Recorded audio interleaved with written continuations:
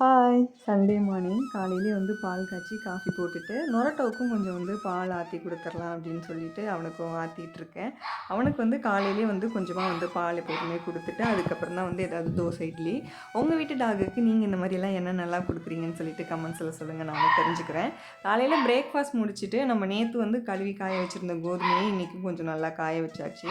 காய வச்சுட்டு இந்த ஜாப்பனீஸ் எக் ஆம்லேட் தான் ட்ரை பண்ணியிருந்தேன். ரொம்பவே நல்லா இருந்துச்சு.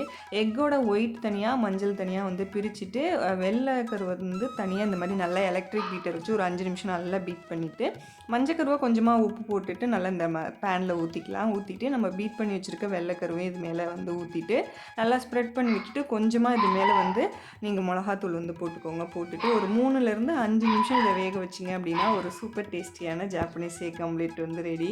கண்டிப்பாக ட்ரை பண்ணி பாருங்கள். இது குழந்தைங்களுக்கு கொஞ்சம் பிடிக்கும். ட்ரை பண்ணி பார்த்துட்டு சொல்லுங்கள். நல்ல ஆஃப்டர்நூனுக்கு மேலே செம்ம மழை. உங்கள் ஏரியாவில் மழை பெஞ்சுதா என்ன அப்படின்னு சொல்லிட்டு கமெண்ட்ஸில் சொல்லுங்கள். தேங்க்யூ ஃபார் வாட்சிங்.